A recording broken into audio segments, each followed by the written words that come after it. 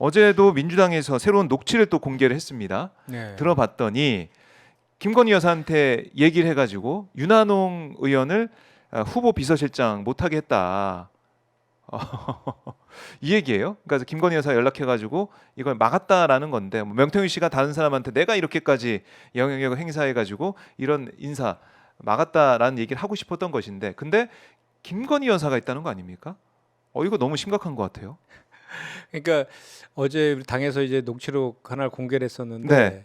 그 윤한홍 의원하고 아주 명태균 씨하고 무슨 적이 있나 봐요. 윤한홍 의원이 자주 나오더라고. 윤한홍 의원이 정무위 저희 위원장이거든요. 아 그렇군요.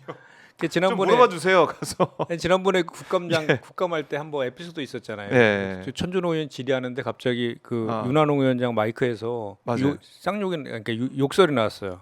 어. 그게 천준호 의원이 항의를 했어. 예. 그랬더니 천준호 의원한테 한 게 아니다. 나중에 아. 그래서 봤더니 명태균과 관련된 기사 보다가 묵해가지고 나왔다고 사과하고 막 그랬었거든 그때. 예, 자기도 모르게 기사 보다가 이렇게 예, 나왔군요. 저기 계속 나오네 보니까. 아. 뭐 그때 경남도지사도 못하게 박완수 맞아요. 했다 뭐 그것도 있잖아요. 근데 이번엔 비서실장 인선을 막았다. 예, 내가 막았다. 뭐 이런 건데. 저기 나오네. 아 저거예요. 저 상황. 싸가지 없는 것들 이게 근데 이게 천준호 의원 향해서 한 건 아니었군요. 기사 보고 했다고. 네, 기사 보고 했다고. 이제야 이해가 됩니다. 그래서 왜 그랬을 거라고 했는데. 근데 저 사실을 저 뒤에 이제 피감기관들 쫙 앉아 있으니까 네. 공개적으로 할지도 못하고 그래서 쉬는 시간에 이렇게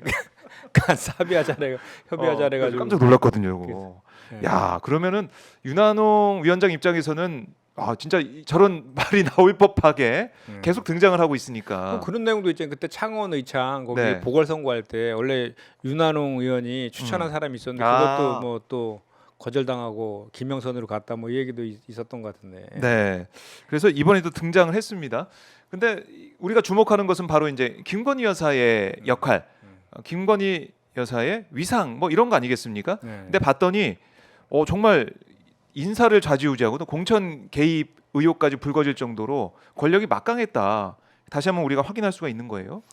그렇죠. 그리고 실제로 명태균 씨가 예. 정말 그 막역하게 지냈던 것들도 이제는 뭐 이건 뭐 아무리 이거를 뭐 아니라고 해도 이거 이 정도만 지금까지 나온 것만 해도 충분히 다 예상이 되잖아요. 그러니까 뭐랄까 그려지잖아요. 이렇게 네. 그 친밀함이나 이런 것들이. 그리고 그 윤석열 당시 윤석열 후보라든지 그 김건희 여사가 명태균 씨한테 상당히 많이 의존하고 네. 또 대단히 막역한 관계였구나라는 것들이 그렇네요. 좀 다 확인되고 있는 거잖아요. 네. 이제 핵심은 이제 다시 그래서 또 그 특유의 꼬리 자르기 해서 이제 새로운 희생양을 예. 이제 이준석 전 대표로 삼아가지고 이제 이준석 대표도 욱해가지고 또 폭로하는 또 이런 예. 일이 이제 벌어지고 있는데 아하. 저는 앞으로 이제 그 이준석 전 대표의 그 역할이 되게 중요한 것 같아요.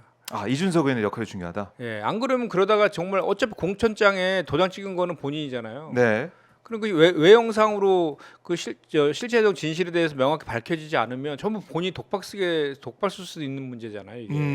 그리고 실제로 그 명태균 씨를 그 윤석열 부부한테 소개시켜준 사람이 이준석 전 대표라며요. 뭐 이준석 전 대표가 데려가서 만났다 이런 뭐 얘기도 그런 얘기 있었고. 있지 예. 그러니까 이제 의혹의 중심에 딱 섰기 때문에 네.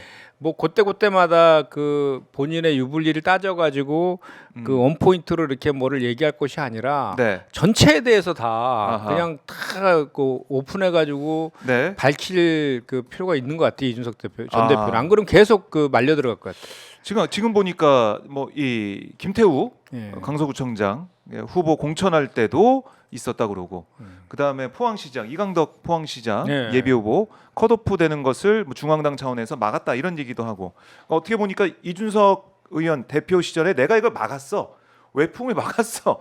물론 김태우 후보는 공천이 됐지만은 그런 압박이 있었는데 내가 좀 막는 위치여서 이런 얘기를 하는 것 같아요. 그러니까 자신한테 유리한 것만 얘기하고 있는데 예. 그럴 게 아니란 말씀이시네요. 그렇죠. 아니 본인이 도장 찍었잖아요. 그렇죠. 대표 도장이 들어가야 공천이 되니까. 예.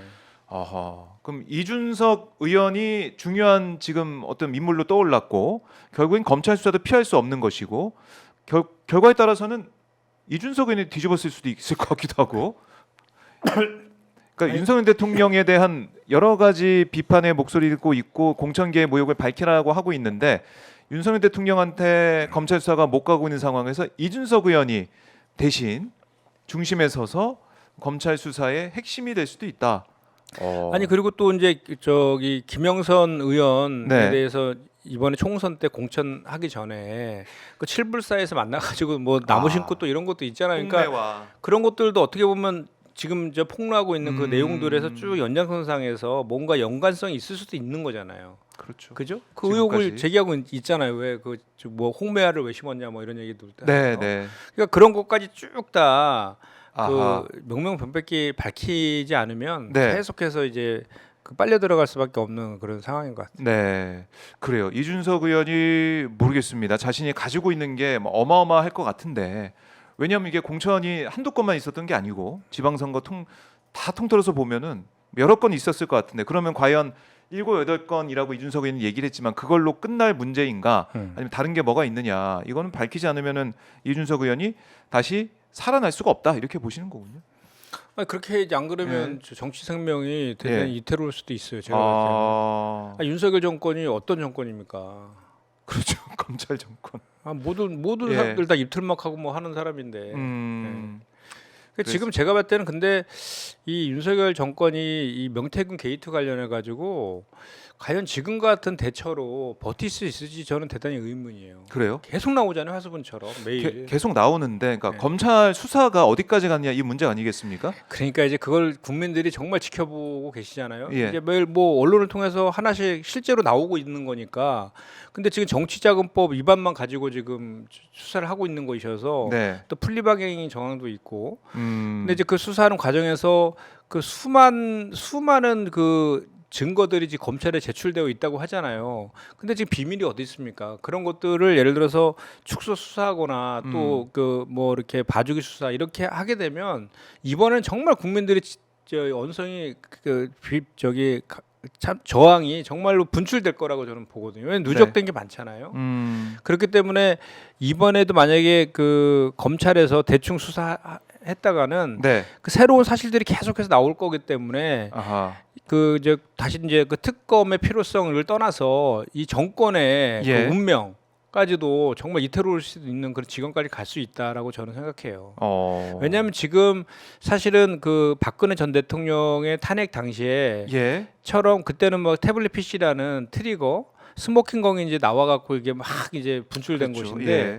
지금 아직은 그렇게 결정적인 스모킹건이나 트리거가 아직은 없다라고 하고 있지만 어느 순간 나올지 몰라요. 그러면 정말 그때는 그 감당할 수 없는 지경이 될 거거든요.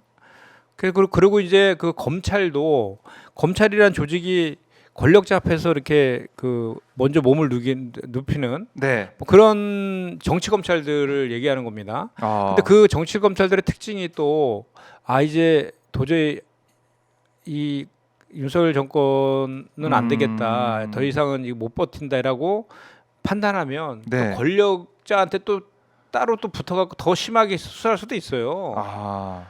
뭐 그런 역사 아닙니까? 뭐 그렇죠. 윤석열 대통령 한동훈 뭐 대표나 이런 분들도 사실 그 당시에 그 박근혜 전 대통령 탄핵 당시에 국정농단 수사하면서 엄청 그 떴었잖아요. 또 그런 또 의협심이 생기는 또 검사가 있을 수도 있는 거 아닙니까? 이번에도. 네. 그래서 국민들이 이런 것 같아요. 지금 이재명 대표 선고 나왔지 않습니까? 이걸 보면서 명태균 관련된 조사, 그러면 윤 대통령 부부까지 수사가 될 수 있을 것이냐? 이것도 정말 주의 깊게 보시는 것 같아요. 그럼요. 만약에 여기서 김영선 전 의원 공천 문제에 있어서 그냥 이렇게 명태균 씨가 친분을 과시해서 김영선 전 의원한테 돈을 이렇게 받았다. 이게 설명이 안 되잖아요, 상식적으로. 그렇죠. 아니 내가 대통령이 친해 이거 과시하고 허풍 떨었다고 해서 세비를 반띵해서 줍니까? 말도 안 되지 않습니까? 그게 빠져 있는 거 아니에요.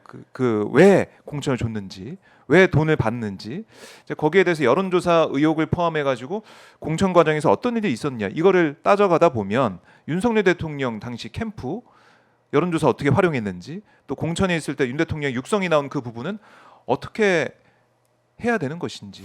저희가 이제 그 법이 한자로 보면 물수자하고 갈것자가 합쳐진 거잖아요. 법이. 그러니까 물이 흐르듯이 간다 이런 그 상식적인 상식을 얘기하는 게 법이 뭐 함의하는 의미인데 네. 국민들 상식이 지금 벌써 이게 말이 되냐라고 윤석열 부부로 항하고 있잖아요. 그 흐름을 거역할 수는 없는 것이고 네. 그리고 이제 고 노회찬 의원께서 그런 말 했잖아요. 대한민국은 법은 10,000명한테만 평등하다 뭐 이런 얘기도 했었는데 지금 그거에 대한 전형을 지금 보여주고 있고 모든 의혹은 김건희 방 앞에서만 딱 그 멈춘다. 이런 것들이 이제는 뭐 국민들이 이 관련된 수사나 또는 뭐 특검이나 이런 거와 관련된 민심에 그 보면은 뭐 거의 압도적으로 반드시 특검 필요하고 네. 의혹을 밝혀야 된다라고 하고 있고 뭔가 윤석열 부부가 숨기고 있다라는 그런 인식들을 다 하고 계시잖아요. 그렇죠. 이게 상식입니다, 이게.